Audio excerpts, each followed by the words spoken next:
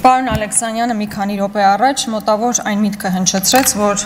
եթե մարդը հիմա կալանքի տակ է եւ ինքը քաղաքական գործիչ է, ապա անպայմանորեն չէ, որ տվյալ իրավիճակը քաղաքական հետապնդման դրսևորում լինի։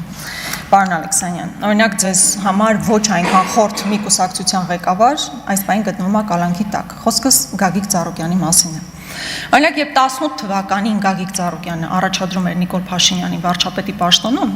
ինքը ուղղակի խոշոր սեփականատեր էր։ Ընդհանրապես օրենքի եւ օրինականության հետ կապված խնդիր չուներ։ Այն պահից սկսած, երբ Գագիկ Ծառուկյանը քաղաքական դիրքորոշումներ է հնչեցրել տարբեր ժամանակահատվածներում, միանգամից հայտնվել է կալանքի տակ, ինչպես 20 թվականից առաջ եւ այնպես էլ 26 թվականին։ Սա օբյեկտիվ իրականությունն է, որը դուք չեք կարող չտեսնել։ Օրինակ, Սամվել Կարապետյանը 21 թվականից հետո հանդիպումներ ունեցել է Նիկոլ Փաշինյանի հետ եւ այն պահից սկսած, երբ հնչեցրել է որևէ միտք, որը ձեր քաղաքականությանը հակառակ է, միանգամից հայտնվել է կալանքի տակ։ Եթե այսօր Ռոբերտ Քոչարյանը չզբաղվեր քաղաքականությամբ, նրա նկատմամբ որևէ քրեական հետապնդում չէր լինի։ Այսինքն, ում նկատմամբ հարուցել քրեական գործ բացառապես պայմանավորված է նրանով, տվյալ մարդը քաղաքականության մեջ է, թե չէ, եւ ինչպիսի դրսևորումներ այն ունի, որովհետեւ բազմաթիվ մարդիկ, ում վերաբերյալ դուք դիրքորոշումներ եք ունեցել ու վատ առումով դիրքորոշումներ, բայց եթե այդ մարդիկ հիմա ձեր կողքին են, իրենք ընդհանրապես խնդիր չունեն։ Իրենք դառնում են օլիգարխից միանգամից խոշոր սեփականատեր ու դրանով ավարտվում է։ Այնպես որ քաղաքական հետապնդումը բացառապես մարդկանց քաղաքական դիրքորոշումներ հնչեցնելու բերումով է, որ իրականացվում է։ Սիրելի հայրենակիցներ, ամեն դեպքում մենք քննարկում ենք Ռուբեն Ռուբինյանի հարցը եւ ես ուզում եմ առիթից օգտվել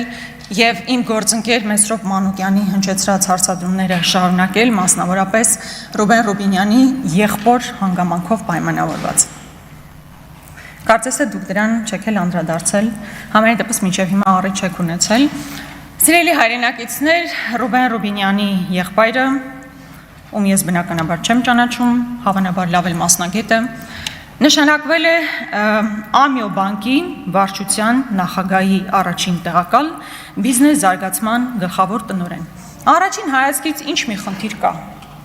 Մարդը Ռուբեն Ռուբինյանի եղբայրը նշանակվել է բանկում կարևոր պաշտոնի, ամբողջ հարցը այն է, որ Ամիո բանկի 25%-ը պատկանում է կառավարությանը։ Եվ այն բանից հետո, երբ կառավարությունը 25% մասնաբաժին է ձեռք բերում Ամիո բանկում, այդ պահից հետո է, որ Ռուբեն Ռուբինյանի եղբայրը նշանակվում է տվյալ բանկում բարձրաստիճան պաշտոնյա։ Ռուբեն Ռուբինյանի եղբայրը նաև հանդիսանում է Viva Armenia կառավարման մարմնի անդամ։ Էլի առաջին հայացքից ինչ խնդիր կա, որ հիմա Viva Armenia-ում տվյալ մարդը որոշակի պաշտոն է զբաղեցնում։ Ամբողջ խնդիրը այն է, որ Viva Armenia-ում կառավարությունը ունի 20% մասնաբաժին։ Եվ այն գործարքից հետո, երբ Viva MTS-ը վաճառվում է եւ Viva Armenia է դառնում եւ կառավարությունը այնտեղ 20% է ձեռք բերում, դրանից հետո Ռուբեն Ռուբինյանի եղբայրը Հարգարժան Լևոն Ռուբինյանը նշանակվում է այնտեղ պաշտոնի։ Սա ձեզ մոտ որևէ հարց չի առաջացնում, քաղաքական հովանավորչության խնդիր չեք տեսնում։ Մենք բոլորս այս օրերին իհարկե կանդրադառնանք, բայց կենտրոնացել ենք Հայկ Կոնջորյանի կնոջ հետ կապված հարցին, ով նշանակվել է Հայփոստում տնօրեն եւ բավականին բարձր աշխատավարձ է ստանում, ինչը նորմալ է, բա պետք է խոսենք։ Բայց նաև պարոն Ռուբինյան, դուք պետք է այս ամբիոնից ասեք, թե ոնց է ստացվել, որ ձեր եղբայրը նման աննախադեպ հաջողություններ է գրանցում այն կազմակերպություններում, որտեղ կառավարությունը որոշակի մասնաբաժին է ձեռք բերում։ Իմիջիալոց այս խնդիրը եզակի չէ, եւ կան նաև այլ պաշտոնյաներ, ովքեր նույն ուղով են գնացել։ Օրինակ, Արարատ Միրզոյանի կինը հանդիսանում է ներդրումների աջակցման կենտրոն հիմնադրամի ղեկավար։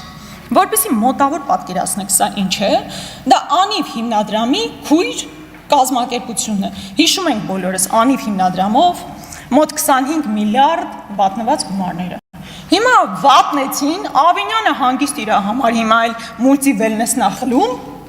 ու դրանից մեծ գոհունակությամբ հայտարարություններ անում, հիմա ստեղծել են այլ հիմնադրամ եւ ով պետք է ղեկավարի այդ հիմնադրամը, իհարկե որևէ պաշտոնյայի կին, այս դեպքում Արարատ Միրզոյանի կինը։ Ես իհարկե բացարձակ խնդիր չունեմ ոչ Արարատ Միրզոյանի կնոջ հետ, ոչ Լևոն Ռուբինյանի հետ եւ մնացածի, կարող լավ են մարդիկ են, լավ են մասնագետներ են, բայց այդ ո՞նց է ստացվում, որ հենց պետությունը, կառավարությունը որոշակի մասնաբաժին ձեռք բերում, այնտեղ գնում են բարձր աշխատավարձով, սա շատ կարևոր է, բարձր աշխատավարձով պաշտոններ են զբաղեցնում։ Նման մի բան հավանաբար հիշում եք, երբ որ Ալեն Սիմոնյանի եղբայրը կազմակերպությունը այս բանը լավ չեմ հիշում, բավականին Եվրոասֆալտը, այո, բավականին մեծ տենդերներ էր շահում։ Բավականին մեծ տենդերներ էր շահում, որ պահին Ալեն Սիմոնյանի եղբայրը այդ ղեկավարի պաշտոնից դուրս եկավ, այդ կազմակերպությունը հիմա սնանկացման եզրին է։ Այսինքն սնանկացման process-ը հիմա գնում։ Այդքան կարևոր ֆիգուրներ են մեր պետության բարձրաստիճան պաշտոնյաների հարազատները, որ եթե իրենք ղեկավարում են, փայլուն է, դուրս են գալիս միանգամից սնանկանում է։ Գարիկ Սարգսյանն այստեղ չի։ Ուզում եի հարցնել քերին ոնց է տենդերների մասին հիշեցինք։ Նորմալ տենդերներով ապահովում է իր քերուն, թե չէ, բայց դրա մասին կխոսենք։ Քանի որ այդ պետական մասնաբաժնով կազմակերպությունների մասին նաև խոսեցինք, ուզում եմ այստեղ նշել նաև, որ օրինակ Գնել Սանոսյանը